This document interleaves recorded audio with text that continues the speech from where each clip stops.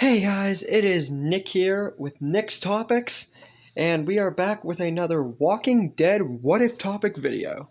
Now today is a pretty interesting topic and something that could have been explored. What if Morgan went with Rick to the prison in Season 3? Now, this will be kind of a decent video, but not truly long, because this would only really affect Morgan's side of the story. Other than that, nothing really major would change the events of the story unless you count Fear of the Walking Dead, which I don't really cover. I'm really only majorly concerned about the original Walking Dead. The Walking Dead that matters. Period. Anyway, let us dive in. So we start off the story with Michonne, Carl, and Rick all looking for supplies in the town where Morgan is, like the original. Rick and Morgan still have their scuffle, and then Rick has to remind Morgan of who he is, just like the original. Everything goes down there. But then, whenever Rick asks Morgan to go to the prison, he actually agrees. Because, you know, they were friends.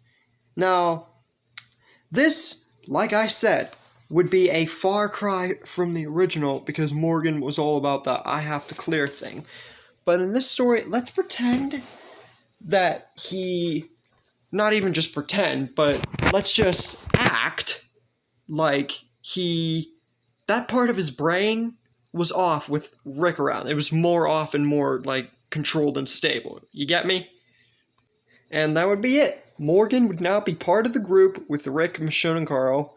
He would never meet Eastman, which would definitely keep him in that all I see is red and the whole I have to clear motive. And unfortunately, whenever they would get back to the prison, things wouldn't really go down well. Morgan would hear about the governor, about what he did, yada yada yada, and he would basically go out and try to kill him himself. Now, for those of you thinking, oh, Morgan can take the governor, no sweat. Well, here's the thing. You're sadly mistaken. If Morgan had met the governor, after meeting Eastman, yes, he would most probably be the one to put him down, with probably little to no effort. But he was all about the clear thing before he met Eastman. That would definitely get him killed. He would not be able to destroy or kill the governor's soldiers or his town or anything. Because, yeah, that part of his brain that made him think that way, it just wasn't making him think rationally. He'd make one wrong move, the governor would have his moment, and Morgan would be dead. The group would hear about it, and all that would pretty much go on to be normal, on the exception of a few major things. The wolves would have a slightly better advantage with no Morgan to know about them. Benjamin would have never learned about the stick, so he'd be a weak, defenseless person, same as Henry, so they'd both be, weaker than the original. Richard would likely almost get away with his plan to try and, start something between the saviors, so Morgan wouldn't be there to put him down. But that doesn't mean that this ends up turning the story backwards. No. The original, how Daryl and Richard fought? Let's just go with that instance like the original, period. So, that problem's out of the way. Everything pretty much goes the same in the story. Nothing really major else happens. And that's about it for this story, folks.